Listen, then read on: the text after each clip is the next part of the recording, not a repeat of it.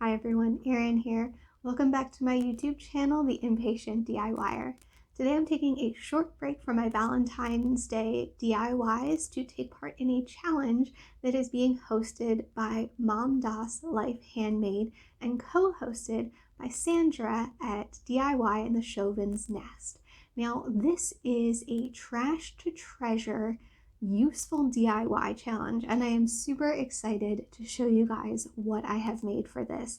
I took some things that I was going to be getting rid of and made it into something that I think is super cute. Now, if you guys want to see some of the other videos in the playlist, feel free to check in the description below. I also have a link for Mom Das's channel and also Sandra's. I hope you enjoy. This is the first DIY that we're going to be making.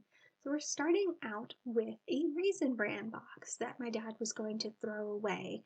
And I said, we're using this for something. So first I'm going to draw a straight line across the box around midway, and then two slanted lines on either side of the box going from that line we drew up to the top back of the box. I don't know if that makes sense, but that's what's going on here. And this straight edge that I have is from Dollar Tree. It is awesome. Then we're going to cut along those lines, and I just used some regular, actually Crayola scissors that I've had for years to do this. They're still my favorite scissors. I don't know how they're alive, but they work. So now you can see the opening that I've created, and you can kind of see what this is going to become from that picture in the end. It's really just going to be something to hang and store things that don't have a hanger on them. So what we're going to use to cover this is actually some contact paper that I got from the Dollar Tree. Now this is the darker one. I know that they have a bunch of different colors there, and if you can't find it at the Dollar Tree, they also have it at Walmart. Awesome. I like this stuff a lot. So I just measured the box off, and then I ended up cutting it so it just fit on the back and the bottom of this box. So I'm going to start with the back first. I just figured that would be easiest. Took me a little bit to get this on straight. If you guys have any tips, tricks to get that stuff on straight, please let me know. And then I just ended up using the scraper that I use for my Cricut vinyl to get all of the bubbles out as I was going down this thing. It made my life so much easier. I also used it to kind of straighten out the corners, and then I did press down on the box from the inside just to make sure it was fully on. Then I decided to do the sides. Figured I got that back. It was easy. Let's try something harder. So I measured out the sides on my little cutting mat, also from Dollar Tree, and then I'm just going to put that on the side as carefully as I can. Did struggle with it yet again, getting it straight on there. There's got to be a tip out there that I just don't know. This is my first time using this, so I guess I'll learn as I go along, but we're going to cover up all of the edges, so I didn't really care that you could see that on there. And then I took my straight razor and I ended up cutting off that corner so it looks a little bit neater and cleaner. I really do need to get a craft knife, but for now, the straight razor works.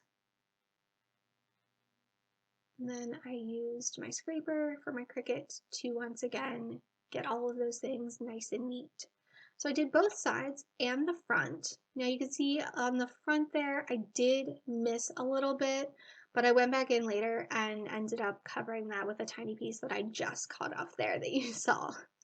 And I even did the inside of this just so it would have a completely clean look. And at this point in time, I think I had just kind of given up on the contact paper, but it still worked out pretty well. So there you can see I covered up that little missed piece, and we're going to be covering up all of the edges from some thick twine that I actually got at giant grocery stores of all places. I don't even remember why I wasn't even looking for it, but it works out great. So I'm going to go around the whole front of the edge or the whole edge of the front. There we go, English, with some hot glue and this thick rope twine. And you can see I had a little bit of an issue at the corners, and I would actually recommend making a fold in the twine before you glue it down, because then it won't pull on the contact paper. So it happens a little bit in that corner right there. You can see it kind of pulling on it, but it's not too terribly noticeable. I feel like if you fold it before you put it on, it won't cause that pull. Now I use this really thin, light twine that I have had probably since high school on the edges. I just felt like the thick twine wouldn't look nice there, and I feel like this still gave this a pretty good look. Now I'm going to make the hooks for the back out of that same twine, just to kind of give it a little bit of a cohesive look. I didn't worry about covering the two back edges here since it's not something that you're going to see. So yeah. And I just used hot glue to hot glue that twine on there. At first I was like, I'm going to measure and make this all pretty. And then you can see here with the second one, I just kind of gave up and hoped for the best, which is usually how I end up doing things. Hence the Impatient name. I really like that I'm using this mat to do all of my work, because as you can see here, I just kind of let that dry and then I can actually just press it on my mat, and because it's a silicone mat, it does not stick at all. Got this thing on Amazon. It is a lifesaver. Now we're going to watch me fight with a coat hanger for a little bit, and you will see why at the end. First thing you want to do with the coat hanger is untwist it. I used this set of pliers to untwist it and then to cut off that super twisty part at the end. I could not find my really good wire cutters, so I just struggled with this for quite some time actually. I think I might have cut some of the footage out, but it was a good time. We had a really good time, me and this coat hanger. But it's for a good purpose, I promise. It is for a good purpose. So there you can see I finally get it cut off, and then I go and we're gonna cut another piece off. We're actually gonna cut two pieces total after you get that curvy part off. So here you can see what I'm gonna make with this, and it's actually going to be like a homemade S hook. This whole thing is trash to treasure. And I actually use a lot of these DIY S hooks on my pegboard because I just don't feel like going out and spending a lot of money on them, and I use so many. So you can see I made that first S hook, and then I just kind of pushed it onto the table to make that second curve. And we are going to make two of these, but I decided you didn't need to watch me suffer through the second one. One is enough. So there's the second one. They don't need to be exactly the same looking, because like that long part is just going to go into my pegboard. You're not even going to see that. It just needs to hold it onto the pegboard. So I clamp this down so it's not going to come out, which is always a good thing. And then have a picture of it hanging up. And here are a bunch of Dollar Tree products in here. It's on my pegboard. It's not going anywhere, and it's super cute. I'm excited by that one. My second DIY is these cute cups that I made. And I made them out of something really cool. My vitamin container. I know vitamins are super important to be taking right now. So I had two of these, and I just took the label off. The nice thing about the VitaVision, I don't know if that's the name, VitaVision labels, is they are not stuck on there. There is no glue holding those on, so you could just pull it right off like that. And then we are going to not so carefully, kind of carefully, draw a line around the edge, and I just kind of balanced my Sharpie marker on a Mod Podge bottle. Probably an easier way to do this, but once again, Impatient. This was right next to me. It worked. It did the job. Wasn't the most perfect line in the world, but it worked. So I drew that line all the way around the top, and then we're going to be cutting with our X-Acto knife along that edge. Probably should have put a cutting mat down, something. I just went for it, and I didn't hurt anybody or myself, so I'm gonna call that a win. It does take a little bit. You can kind of see I'm straining a little bit to get that knife in and out, but it honestly, I think, worked really, really well, and I was kind of surprised that the knife went through as well as it did on this one. So once you get that cut off, if you find that it's not completely even, first I tried to use the X-Acto knife to even it out.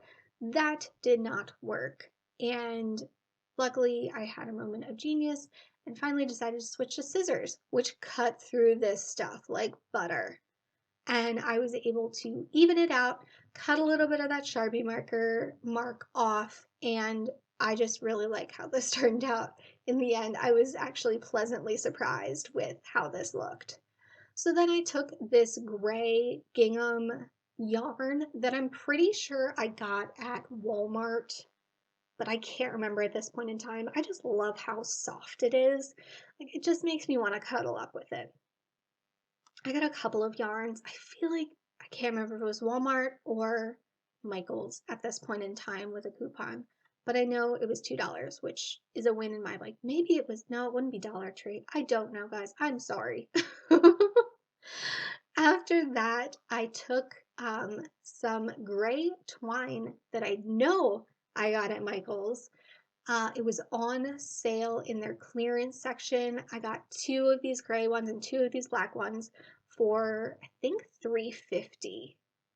And I'm going to cut 3 of these pieces and put them one around the center of my ribbon, and then one around the top of what is now our jar, and one around the bottom of the jar. I know I'm out of frame here, and I apologize.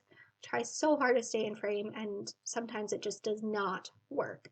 So here you can see I put it around the top. Now to do it around the top and not just get all of that hot glue residue, I went super slow and did very, very thin lines of hot glue. And also because the twine was already kind of in a curved position, I didn't need to put hot glue all the way around the top, which was super, super nice.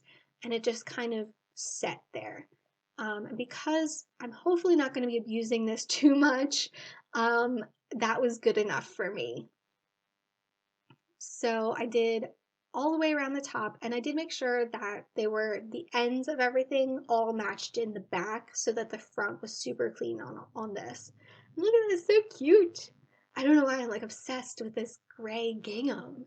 I want more of it in my life, and I'm really sad that I only got 1 roll of this stuff because, I don't know, gray is my love right now. I'm going to be doing it in my Valentine's. I did it in my winter decor. I just want all of the gray. Does anyone else have a color that they're really feeling right now? Is that just me? I want gray on everything. Here you can see I didn't put the bottom row like all the way at the bottom because I wanted it to be seen, and it does curve, like the jar curves in a little bit. So it's not exactly at the bottom. And then the last thing I did for this one was I took that twine, wrapped it around my finger 3 times, took it off my fingers, wrapped it around the center 3 times, put some hot glue on that bad boy, and called it a bow. Because I am still working on my bows. I thought I got them down, was super proud of myself. Now I am not so sure. But this one turned out looking pretty cute. So we'll say like advanced beginner in bow making. Look at how cute that is. Okay, last thing on this one. We need to be able to hang it. So once again, took my X-Acto knife. I probably should have something on my hands when I'm using this really sharp knife, but I just used it to kind of drill a hole into the back of this plastic for another one of those S hooks to go. This is what these look like. How cute! I am so excited with how these turned out, and they hold all of my paintbrushes.